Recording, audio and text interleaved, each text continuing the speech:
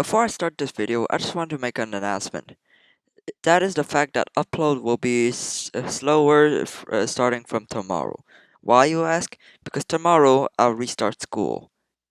Yes, Christmas vacation is over, and those times where I can do daily or 2 days between uploads, well, they will stop.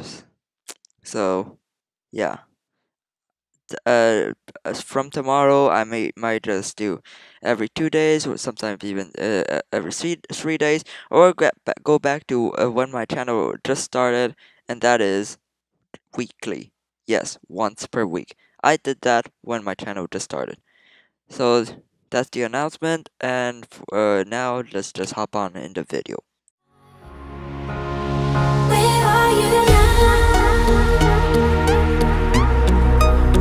Where are you now? Warning. In today's video, I was acting very weird. That's because tomorrow I restart school, and I'm pretty scared for that. Well, not scared, pretty stressed for that. So I hope you can excuse me. But with that out of the way, let's just start this video. What's up, everybody? My name is Cluckboy, and welcome to another Minecraft video. In today's video, we're not going to look at a command in specific, but today, I'm not doing advertising, but we're going to look at two different Minecraft tools that you will probably need for whatever command or map you're doing. So those are today I am going to show you two, but in the future I may show you more. Oh, and by the way, this video will probably be shorter than my usual videos, but that's normal because today I only have two tools or websites that will help you to show you. But without further ado, let's. Now the first tool I'm going to show you, or website site if you want, and probably one of the most used one is Minecraft.tools. Yeah, just Minecraft.tools. Basically, this gives you a variety of tools that you can use. It's very useful. I use this at least one for creating every single one of my maps. This thing will give you plenty of stuff. That's basically all I have to say. I'm going to show you a few. First thing I'm going to show you is the Tell Raw editor. Basically, what this does makes you do a Tell Raw. You can write text, you can make it change colors. Those are pretty much the most basic ones. But then you can make it bold, italic, underlined. I don't know what this is, and I don't know how to call this as well. Then you can also do other stuff.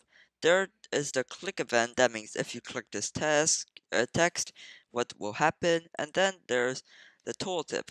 This might be very confusing at first, but basically what it does is when you bring your mouse, it will show you a little message. Say like, I don't know, I I don't know. And so when you move your mouse over this, it will show you the text, I don't know. Then there's target selector, means like what I showed you during the last video. Then there's this, which defines a score. For example, so you can put a number and you can put a score in there so that it shows a player's score. And finally, there's this. It's a keybind, and that's defined by the users. Say, for example, walk, run, I mean sprint, go backwards, open inventory, etc., etc. Then there's the selector, who means who will see this text. Then you can preview your command's output, so you can see what it does. And finally, there's generate the command. It will give you two things: the tell raw command completely, or the JSON format, which I talked about. Then there's title. Now, if you understand tell raw, you should understand title, because this is basically the same thing you need to do, but without the fact that you can click a link, or the fact that you can hover your mouse over the text and it will show you something. Now, up here there's the title. That means the thing that you'll see. Let's write something random. And then below that there's the subtitle. This will not appear if you click on display title in action bar, because that thing will show only the title and in the action bar. Then there's this. Duration is how long this thing will last. Fade in duration means when it's fading in, how long it will last, and fade out basically when it goes away, how long it will last to go away. So, oh, and also the rest is basically the same thing. Preview the title and then generate the command. It will give you the timing configuration means the times you need, or what you set up over here, and the command of title and subtitle. But we didn't write any subtitle. But if we were to write a simple subtitle, then there's custom sign generator, which basically it lets you customize your sign. Basically, very similar to Telraw and very similar to title as well. You write what you want. Then, if the player clicks on the sign, you can run a command. Let's say hi, and yeah, that's pretty much it. Then there's the name that only applies if you you generate command and use the slash give command. That mean that mean you that means you'll receive the sign, and the sign's name will be whatever you wrote, like if it were in an ad. Now, next thing will be the book generator. I will completely ignore the top section, because the top section is basically the same thing as the tail raw generator, with the single exception that you can add pages and remove pages. Then there's the book title, which is basically the name of the book, the book's author, so who wrote the book. You can write basically anything. You can even go overboard and say a squid wrote this book, though I don't know if squid has hands. Then there's the book description. This basically describes what's in the book. You can write basically anything. There's the copy type. The there's the original, it means it's the original copy.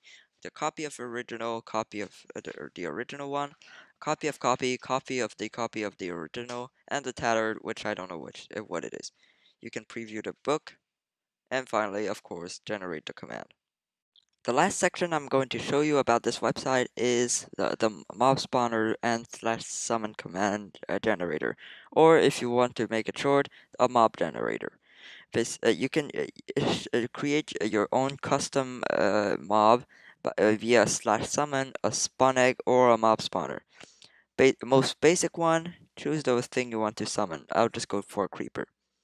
Then you can give it a name. You can disable its AI, meaning it will be frozen.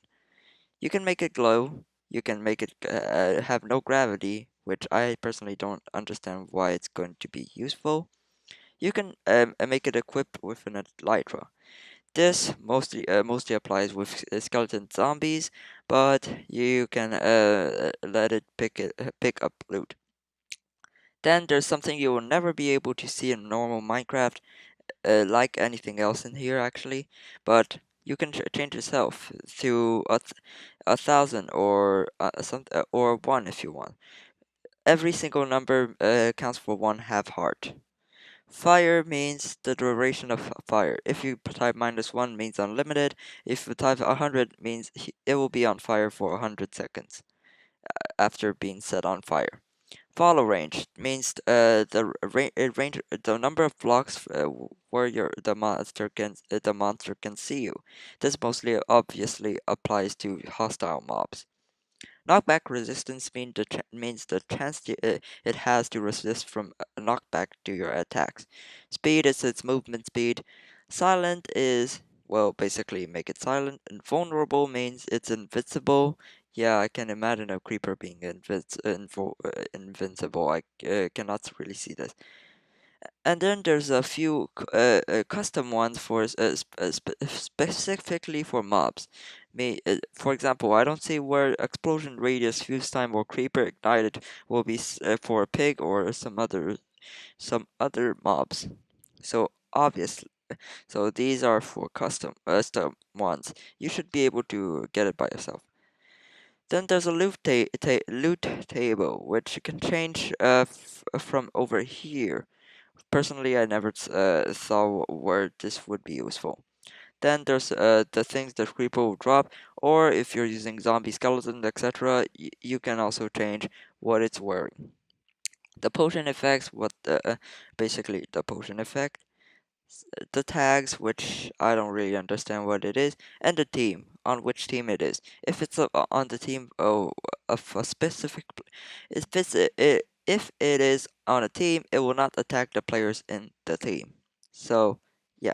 And finally, there's riding. You can make it ride basically anything, from a gas to a chicken, anything, even a wither, even an ender dragon, which I don't understand why you would do this. Moving on from Minecraft.tools, we go to the Halselkern.com website. Sorry if I pronounced that wrong, but basically what this does is you can generate an armor stand from it. This is where I get my armor stands, my custom armor stands when I'm doing a horror map. So you have first of all you choose your version. I usually pick 1.2, 11, and 1.12, but for now I'll just go with 1.13 because I'm showing it. I'm not using it. You can make it invisible. The armor stand is invisible. And vulnerable. The armor stand cannot be killed. Persistent required. I still don't understand what this is. Please, somebody tell me in the comments what this is. No base plates. That means you don't have this ugly plate. No gravity. That means it won't fall. Show arms. Basically applies for every armor stand. Shows his arms. Small. You can make it smaller. Marker. I don't really understand what this is. And center corrected also means it will spawn probably summon in the center of the block. You can change its rotation, means where it's facing, and a bunch of other positions with all these very annoying using slide bars. Then you can give it equipment, and then you'll have to write the equipment by yourself. So you want a wooden sword, then you really need to write wooden sword uh, it- via text ID. And the final thing in this website is the custom name, which the name says it all. Pun not intended. And finally, there's the name color, which is specific for 1.13. Basically, is the color of the name, and you have to write the color ID, and you can do it bold, italic, obfuscated. Basically, it's unreadable characters, and through, which I don't really understand what it is.